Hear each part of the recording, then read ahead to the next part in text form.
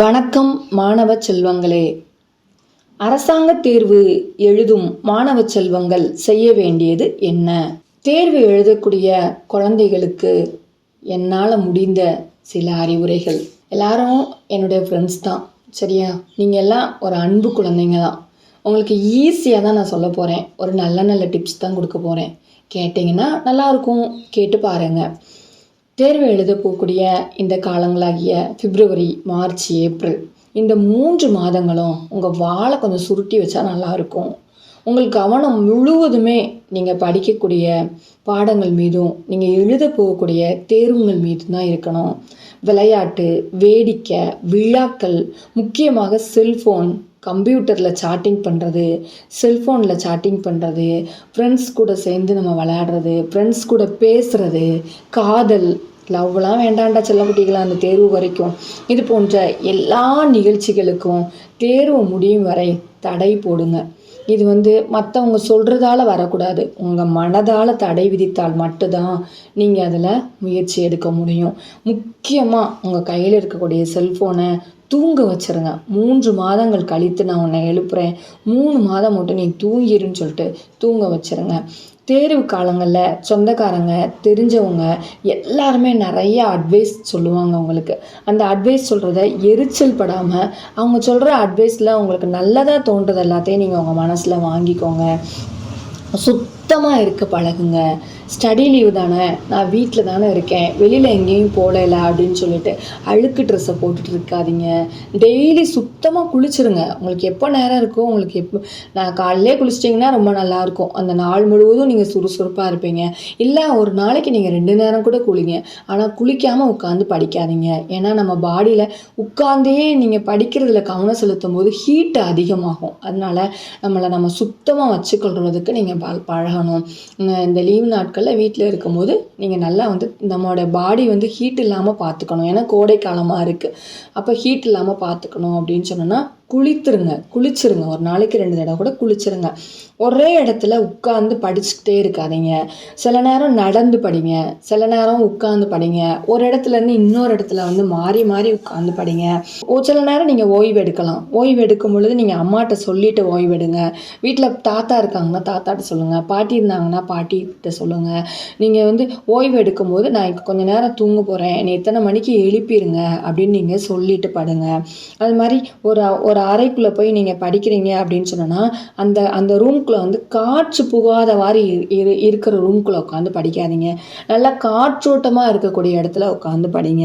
AC ரூமில் உட்காந்து படிக்காதீங்க. AC ரூமில் உட்காந்து படிக்கிறது அவ்வளோ நமக்கு நல்லா இருக்காது. நல்ல ஆக்சிஜனாக நமக்கு கிடைக்காது. அதனால் என்ன பண்ணுங்கன்னா, காற்றோட்டம் உள்ள இடத்துல நீங்கள் உட்காந்து அழகாக படிங்க. நீங்கள் அணிந்திருக்கக்கூடிய ஆடை இறுக்கமாக இருக்காத மாதிரி பார்த்துக்கோங்க. ஏன்னா ஒரு நாள் ஃபுல்லாக அப்படியே உட்காந்து அந்த இறுக்கமான ட்ரெஸ்ஸை போட்டு படிச்சிங்க அப்படின்னு சொன்னால் உங்களுக்கு அந்த படிக்கிற மூடு இருக்காது. அதனால் என்ன செய்யுங்க, தினமும் உடையை மாற்றிடுங்க. ஆனால் ரொம்ப இறுக்கமான உடையை உடம்போடு ஒட்டி இருக்கக்கூடிய உடையை நீங்கள் போட்டுட்டு உட்காந்துருக்காதீங்க. அப்புறம் வீட்டில் அம்மா, அப்பா, தாத்தா, பாட்டி எல்லாட்டையும் அன்பாக பேசுங்க. எல்லாருமே உங்கள் மேலே கவனம் செலுத்துகிற மாதிரி நீங்கள் பார்த்துக்கோங்க. நீங்கள் படிக்கும்போது யாரையாவது ஒருத்தரை இங்கே உட்காருங்களேன் நான் படிக்கிறேன் அப்படின்னு சொல்லிட்டு கூப்பிட்டுக்கோங்க. அது மாதிரி தண்ணி நிறையா குடிங்க. ஒரு பாட்டிலில் தண்ணி எடுத்து வச்சுக்கோங்க உங்கள் கிட்டத்தில். அப்போது நீங்கள் தண்ணி அதிகமாக குடிங்க. தண்ணி குடிச்சிங்கன்னா தான் இன்னமும் உங்களுடைய உடம்புல உள்ள ஹீட்டு குறையும். அம்மாட்ட எனக்கு ஜூஸ் கேளுங்க, அவங்களே போட்டு கொடுப்பாங்க. இல்லைன்னா நீங்கள் கேளுங்க, அம்மா எனக்கு இப்போ லெமன் ஜூஸ் வேணும், எனக்கு ஆரஞ்சு ஜூஸ் வேணும், எனக்கு ஏதாவது இப்போ எனக்கு வாங்கிட்டாங்க, கிருணி பழ ஜூஸ் கொடுங்க. இந்த மாதிரி உங்களுக்கு என்ன பிடிக்குமோ அந்த மாதிரி நீங்கள் கேட்டு வாங்கி சாப்பிடுங்க. இப்போ தண்ணி குடிக்கிறீங்க அப்படின்னு சொன்னோன்னா உட்காந்து ஒவ்வொரு மடக்கா நாக்கு கடியில் ஊற்றி உமிநீர் கூட கலந்து குடிங்க. தண்ணி குடிக்கும் போது நீங்கள் படிப்பில் கொஞ்சம் நிறுத்திட்டு தண்ணியில் கவனம் செலுத்தி குடிச்சிங்க அப்படின்னு சொன்னால் நீங்கள் படிக்கிறது உங்களுக்கு நல்லாயிருக்கும். அது மாதிரி யூரின் போகிறீங்களான்னு பாருங்கள். யூரினை அடக்கி வைக்காதீங்க. இப்போ படிப்பில் கவனத்தை செலுத்திட்டு அப்புறம் போய் யூரின் போய்க்கலான்னு அடக்கி வச்சிங்கன்னா ஸ்டோனாக மாறும். அதனால் இந்த எக்ஸாம் நேரத்தில் நீங்கள் அந்த மாதிரி கஷ்டத்தெல்லாம் நீங்கள் படக்கூடாது. அதனால் என்ன பண்ணுறாங்க, யூரின் வந்துருச்சுன்னா உடனே போய் இருந்துருங்க. டெய்லி மோஷன் போகிறீங்களான்னு சொல்லி நீங்கள் செக் பண்ணுங்கள். அது மாதிரி உட்காந்து அதிகமாக படிக்கிறதுனால பழங்கள் சாப்பிடுங்க. பழ சேலட் வாங்கி சாப்பிடுங்க. கரும்புச்சாறு குடிங்க, இளநீர் குடிங்க. இந்த மாதிரி இடையே உங்களுக்கு என்ன தேவைப்படுதோ அதை சாப்பிடுங்க. ஆனால் இந்த சூட்னால் ஹீட்னால் வரக்கூடிய கோடைக்கால நோய் வராமல் தவிர்ப்பதற்கு என்ன உணவு உங்களுக்கு தேவையோ அந்த உணவு உங்கள் அம்மா கொடுப்பாங்க. இருந்தாலும் நீங்கள் சில நேரம் கேட்டு வாங்கி சாப்பிடுங்க. பகலில் வந்து அசைவ உணவுகளை வந்து சாப்பிடுங்க. சூரிய ஒளியில் செரிமானம் ஆயிரும். நீங்கள் என்ன நான்வெஜ் சாப்பிட்டீங்கன்னா பகலில் மட்டும் சாப்பிடுங்க. எக்காரணத்துக்கு கொண்டும் இரவு வந்து தேர்வு முடியும் வர இரவு நேரங்களில் 7 மணிக்கு மேலே நான்வெஜ் சாப்பிடாதீங்க. சாப்பிட்டீங்க அப்படின்னு சொன்னால் சந்திரனில் வந்து இருட்டான நேரத்தில் வந்து நமக்கு வந்து நான்வெஜ் வந்து செரிமானம் பண்ணுவது கம்மியாக இருக்கும். அப்போ அதனால் நமக்கு வந்து வயிறு வந்து உபாதை வருவதற்கு வாய்ப்பு இருக்குது. அப்போ அதனால் நீங்கள் வந்து அதை தவிர்த்துருங்க. ஐஸ்கிரீமு, ஐஸ் பானங்கள் இதெல்லாம் வந்து தவிர்த்துருங்க. ஏன் அப்படின்னு சொன்னால் அவசியம் அப்படி உங்களுக்கு வேணும் அப்படின்னு தேவைப்பட்டுச்சுன்னா மண்பான தண்ணியில் நீங்கள் ஜூஸ் போட்டு குடிக்கலாம். இந்த மாதிரி ஐஸில் சாப்பிட்டு தொண்டையில் சளி பிடிச்சிருச்சு, காய்ச்சல் வந்துருச்சுன்னா நீங்கள் தான் படிக்கிறதுக்கு சிரமப்படுவீங்க. ஏன்னா அந்த மாதிரி சளி பிடிச்சிச்சு, காய்ச்சல் வந்துச்சுன்னா தூங்க வேண்டியது இருக்கும். அப்போ உங்களுக்கு டைம் போயிடும். அப்போ நீங்கள் ஏற்கனவே படித்ததை வச்சு தான் நீங்கள் பரீட்சை எழுத வேண்டியிருக்கும். அதனால் அதெல்லாம் தவிர்த்துருங்க. இரவு நேரத்தில் 11 மணிலேருந்து காலை 3 மணி வரைக்கும் நல்லா தூங்குங்க. ஏன்னா இந்த நேரத்தில் தான் நம்மளுடைய பாடியில் வந்து மெலடோனின்ற ஹார்மோன் சுரக்கும். இந்த ஹார்மோன் வந்து நீங்கள் படிச்சிருப்பீங்க, நாளமில்லா சுரப்பியில் வந்து நம்மளுடைய பாடியில் பார்த்தீங்க அப்படின்னு சொன்னோன்னா பீனியல் சுரப்பி தான் நமக்கு வந்து இந்த மெலடோனின் ஹார்மோனை சுரக்க வைக்கும். அப்போ அந்த மெலடோனின் ஹார்மோன் வந்து தூக்க ஹார்மோன் சொல்லுவாங்க. இருட்டாக இருக்கிற இடத்துல தான் அந்த மெலடோனின் ஹார்மோன் வந்து நல்லா சுரக்கும் நம்ம பாடியில். அப்போ நல்லா நமக்கு தூக்கத்தை கொடுக்கும். அப்போ நீங்கள் தூக்கம் நல்லா இருந்தால் மட்டும்தான் அடுத்த நாள் உங்கள் வேலை வந்து சிறப்பாக இருக்கும். நீங்கள் படிக்கிறதுக்கு உங்களுக்கு சப்போர்ட் பண்ணும். அது போக நைட்டு 11 மணிலேருந்து 3 மணி வரைக்கும் நம்மளுடைய பாடியில் உள்ள கல்லீரல், லிவர் வந்து நம்ம உடம்புல உள்ள டாக்ஸின்ஸ் எல்லாம் ரிமூவ் பண்ணக்கூடிய நேரம்.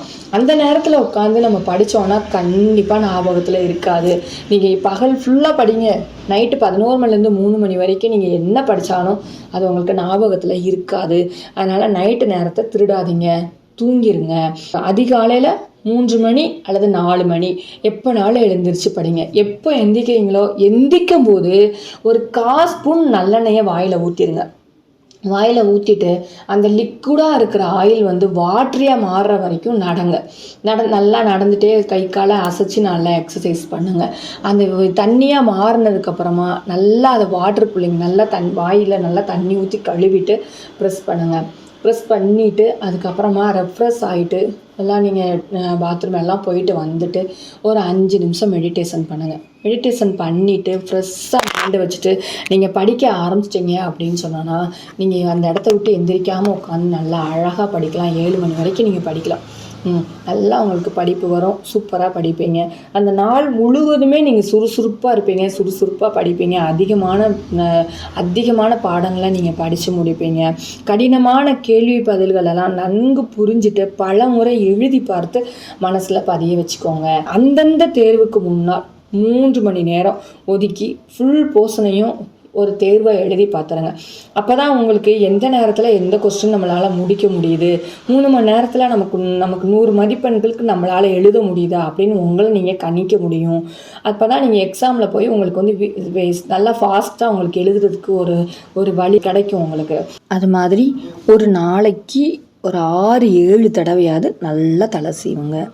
நம்மளுடைய உச்சந்தலையில் 4 புள்ளிகள் இருக்குது. மெமரியை இன்க்ரீஸ் பண்ணக்கூடிய புள்ளிகள், ஞாபக சக்தியை அதிகப்படுத்தக்கூடிய புள்ளிகள் வந்து 4 புள்ளிகள் இருக்குது. கண்ணுக்குள்ளே புள்ளி இருக்குது, காதுக்குள்ளே புள்ளி இருக்குது, எல்லாமே தலையில் இருக்குது. அப்போது நம்ம ஒரு நாளைக்கு ஒரு 6-7 தடவையாவது அதிகமாக தலை சீவ முயற்சி பண்ணுங்கள். எப்போவுமே ஒரு சின்ன சீப்பு உங்கள் பக்கத்தில் வச்சுக்கோங்க. அதிகமாக அந்த உச்சந்தலையில் அதிகமாக தலை சீவுங்க. தலை முழுவதுமாகவும் நீங்கள் வந்து சீவும் பொழுது நிறைய பிரச்சனைகள் மாறும். அதனால் அதிகமாக தலை சீவுங்க. பொம்பளை பையங்களாக இருந்தாலும் சரி தான், ஆம்பளை பையங்களாக இருந்தாலும் சரி தான். ஒரு நாளைக்கு கண்டிப்பாக ஒரு 6-7 முறையாவது தலை சீவி பழகுங்கள். மறுநாள் தேர்வுக்கு தேவையானவற்றை முதல் நாளே வந்து தயாராக எடுத்து வச்சுக்கோங்க. அப்புறம் வந்து ஹால் டிக்கெட்டு, பேனாக்கள், பென்சில் மற்றும் எக்ஸாமுக்கு தேவையான உபகரணங்கள் எல்லாத்தையும் தேர்வுக்கு போய் வந்தோடனே தேர்வுகள் முடியும் வர ஒரே இடத்துல வச்சு பழகிட்டிங்கன்னா அடுத்தடுத்த தேர்வுக்கு போகும்போது எல்லாமே இருக்கிற இடத்துல அப்படியே நீங்கள் எடுத்து கரெக்டாக வந்து கொண்டுட்டு போகிறதுக்கு வசதியாக இருக்கும். அது மாதிரி தேர்வு எழுதி முடிச்சுட்டு வந்ததும் 2 மணி நேரம் மட்டும்தான் அந்த எக்ஸாமுக்குள்ள திங்கிங் உங்களுக்கு இருக்கணும். இது எழுதலை, இதில் மார்க் போயிடுச்சு, என்ன நினைக்கிறீங்களோ தெரியாது. அந்த 2 மணி நேரத்துக்குள்ளே அதை அப்படியே மறந்துடணும். அடுத்த எக்ஸாமுக்குள்ளதுக்கு உங்கள் கவனம் போயிடணும். அதை நினச்சிட்டே இருக்கக்கூடாது, எழுதி வந்ததை நினைக்கக்கூடாது. அடுத்த எக்ஸாமுக்குள்ளே கவனம் வந்து உங்கள் மீது, உங்களுடைய அடுத்த பாடத்தின் மீது உங்களுடைய கவனம் வந்து ஆரம்பிச்சுட்டு அடுத்த எக்ஸாமுக்குள்ளது நீங்கள் படிக்க ஆரம்பிச்சிடணும். படிக்க நேரத்தில் ஏதாவது டவுட் கேட்குறாங்க அப்படின்னு ஒரு நண்பன் எவனால் ஃபோன் பண்ணுறானோ, இல்லை யாருக்காவது ஃபோன் செய்து நீங்கள் டவுட் கேட்டிங்களோ, இல்லை உங்களுக்கு ஃபோன் வந்துச்சோ, பதிலை மட்டும் நீங்கள் கேட்டுட்டு அல்லது அவங்களுக்கு பதிலை சொல்லிவிட்டு அந்த தொடர்பை வந்து துண்டிச்சிடணும். ஃபோனை வந்து அம்மா அப்பாட்ட கொடுத்துருங்க. உங்ககிட்ட ஃபோனு வேண்டாம். மொபைலை மட்டும் தயவு செய்து எடுக்காதீங்க. உங்களுக்கு வந்து டைம் இல்லை, இப்போ எனக்கு கொஞ்ச நேரம் போர் அடிக்குதுன்னு ஃபோன் எடுத்திங்கன்னா அது பாட்டுக்கு டைம் உங்களுக்கு 1 மணி நேரம் 2 மணி நேரம் போயிடும். போன நேரம் உங்களுக்கு திருப்பி கிடைக்காது. அது மாதிரி குரூப் ஸ்டடி பண்ணீங்க அப்படின்னா படிப்பில் கவனம் செலுத்தி அதை மட்டும்தான் நீங்கள் குரூப் ஸ்டடியில் படிக்கணும். வீணான அரட்டை அடிச்சுட்டு நேரத்தை போக்கக்கூடாது. பெரியோர்களாகிய நாங்கள் எங்கள் அனுபவத்தில் நாங்கள் கடந்து வந்த பாதைகளை உங்களுக்கு நாங்கள் அதில் உள்ள நெளிவு சுழிவெல்லாம் நாங்கள் கற்றுத்தந்துட்டுருக்கோம். நீங்கள் அனைவரும் எங்களுடைய அறிவுரைகளை ஏற்று உங்கள் வாழ்வினை மாற்ற போகக்கூடிய இந்த அரசாங்க தேர்வுகளை நன்றாக எழுதி உங்கள் பெற்றோருக்கும் உங்கள் பள்ளிக்கும் உங்கள் ஆசிரியருக்கும் உங்களுக்குமே பெருமை சேர்க்கவே என் அன்பான அறிவுரை. நன்றி, வணக்கம்.